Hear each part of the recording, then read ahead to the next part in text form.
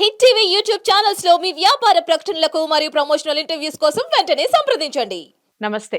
ఎన్నో ఆధ్యాత్మిక కార్యక్రమాలు మన ఛానల్లో ప్రసారం అవుతూనే ఉంటాయి. అలాగే రాశి ఫలాల ద్వారా చాలా విషయాలు గతంలో కూడా వివరించి ఉన్నారు. మనందరికీ సుపరిచితులు నాయకంటి మల్లికార్జున గురువుగారు. సో, మల్లికార్జున గురువుగారితో మనం చాలా కార్యక్రమాలు మున్ముందు చేద్దాం. కాకపోతే ఈరోజు ఒక ముఖ్యమైన కార్యక్రమం చేయబోతున్నాం. ఎందుకంటే ఆయన ప్రముఖ జ్యోతిష్యులు, వాస్తు, అలాగే ఆగమ శాస్త్ర, గణిత శాస్త్ర పండితులు కాబట్టి ఈరోజు ఒక మంచి విషయం గురించి చెప్పబోతున్నారు. శని వక్రగతిన పట్టబోతోంది. జూన్ 30 నుంచి 138 రోజుల పాటు ఉంటుంది అన్నట్టుగా వివరిస్తున్నారు. అయితే వివిధ రాశుల వారికి ఏ విధంగా ఉంటుంది ఈ శని ప్రభావం అనేది చూడబోతున్నాం, వినబోతున్నాం. ఎక్కడా కూడా స్కిప్ చేయకండి వీడియోని. ఎందుకంటే ఇది అన్ని రాశుల వారికి సంబంధించింది కాబట్టి ప్రతి రాశి వారికి ఈ విషయాన్ని చేరవేసే ప్రయత్నం చేయండి తప్పకుండా.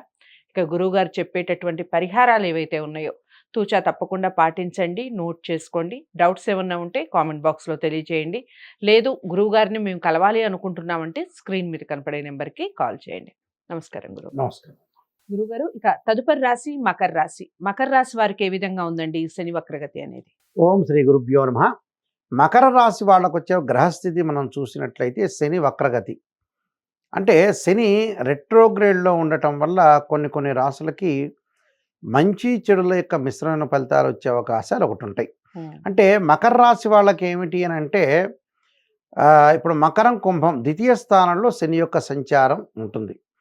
ఈ వక్రగతి పొందితే ఏంటంటే ఈ మకర రాశి వాళ్ళకి అంటే జన్మ శని యొక్క ప్రభావం అనేది కొంతవరకు పడుతుంది. అంటే ద్వితీయంలో జన్మంలో రెండు కూడా ప్రభావం అనేది జరుగుతుంది. అంటే ఏదైతే వక్రగతిలో గ్రహం ఉంటుందో దాని వెనుక రాశిలో పడే అవకాశం ఉంటుంది. కాబట్టి మకర రాశి వాళ్ళకి ఆరోగ్యపరంగా కొంత జాగ్రత్త ఉండాలి. అంటే ఆరోగ్యాన్ని విషయంలో, శరీరం రుగ్మతల విషయంలో కొద్దిగా కేర్గా ఉండాలి. ఓకే. అంటే దాని యొక్క ప్రభావం అనేది చూపించే అవకాశం ఒకటి ఉంటుంది. అంటే సహజంగా పంచగ్రహాలకి వక్రస్థితి అనేది ఒకటి వస్తుంది. సూర్యచంద్రుల వక్రస్థితి అనేది లేదు. రాహుకేతులు వక్రగతిలో ఉంటారు. రెండు ప్లానెట్స్ అనేవి రొటేట్ అవుతుంటే ఒక గ్రహం అనేది దాని యొక్క వేగాన్ని తగ్గించుకుంటే దాన్ని వక్రస్థితి అని మనం దాని యొక్క డెఫినేషన్. అయితే ఈ మకర రాశి వాళ్ళకి ఎలా ఉందంటే కొన్ని ప్రయత్నాలు అనుకూలంగా ఉంటాయి. మళ్ళీ ధనం విషయంలో లాభం కలగటం, అలానే రావలసిన డబ్బు ఊహించిన విధంగా చేతికి అందే అవకాశం, ఆర్థిక లావాదేవీలు, ఆస్తి ఒప్పందాలు బాగా లాభించే అవకాశం, కొద్దిగా కష్టపడినప్పటికీ ఆదాయ మార్గాలన్నీ కూడా ఆశించిన ఫలితాలు ఇచ్చే అవకాశం ఉండటం, ఆరోగ్యం బాగా కుదుటపడటం, దాంతోపాటు కుటుంబంలో శుభ కార్యక్రమాలు జరిగే అవకాశాలు, అలానే ఆస్తి వివాదం అనుకూలంగా పరిష్కారం అవుతుంది. దాంతోపాటు ఈ వ్యాపారంలో మటుకు కొద్దిగా నెగ్లెక్ట్ చేయకూడదు. అంటే కొత్త వ్యాపారాలు చేసేటప్పుడు కానీ ఉన్న వ్యాపార విషయంలో కానీ వ్యాపార భాగస్వామ్యాలని నమ్మకూడదు. ఎవరైతే వాళ్ళు పార్ట్నర్షిప్ ఉంటారో వాళ్ళ విషయాల్లో మటుకు కొద్దిగా విస్మరించకూడదు. అంటే తృతీయ నేస్త్రంతో ఉండాలంటారు. అంటే కనిపెట్టాలి అని అర్థం. దాంతోపాటు ఇక్కడ వీళ్ళు చేసే పనులన్నీ కూడా అనుకూలంగా ఉంటాయి. అంటే ఆర్థిక పరంగా నష్టాలు కలగవు కానీ ఓపిక అవసరం.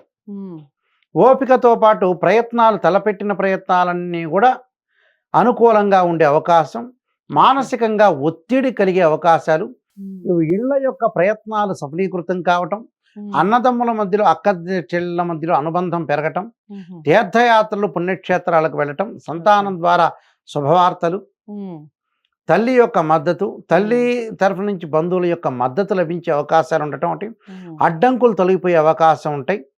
ఉద్యోగపరంగా కూడా వాళ్ళు ఏదైతే ఉద్యోగం చేస్తున్నారో అలాంటి ఇబ్బందులు కలిగే అవకాశం ఏమీ లేదు.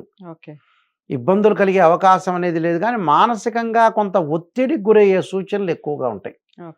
ఆ ఒత్తిడిని తట్టుకొని నిలబడి ముందుకు వెళ్ళటం అనేది చాలా మంచిది. అంటే విదేశాలకు వెళ్ళే అవకాశాలు కూడా వీళ్ళకి లభిస్తున్నాయి.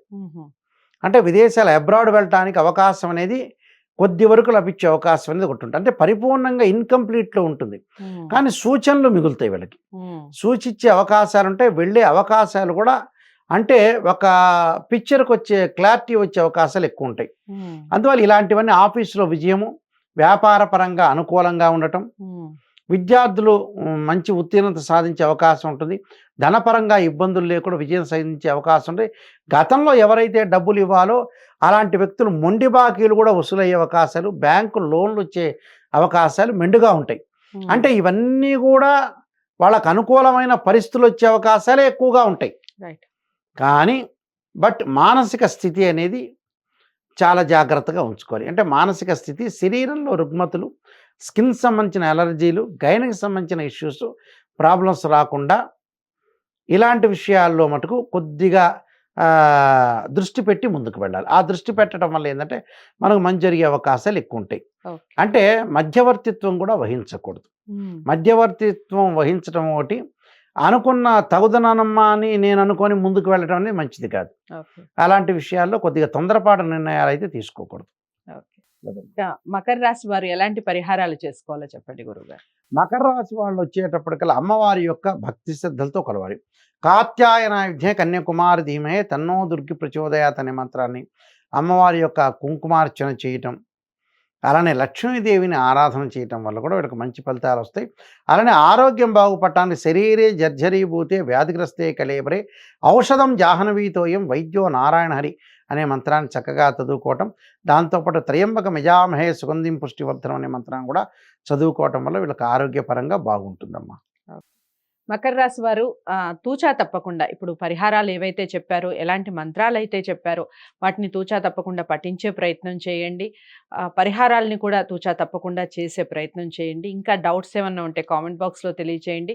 జాతకాలని పరిశీలించుకోవాలి, వ్యక్తిగత జాతకాలని చూపించుకోవాలి అనుకుంటే స్క్రీన్ మీద కనపడే నెంబర్కి కాల్ చేయండి. వీడియోని లైక్ చేసి షేర్ చేయండి. ఛానల్ని సబ్స్క్రైబ్ చేసుకోండి. తదుపరి రాశితో మళ్ళీ కలుస్తాను. నమస్తే.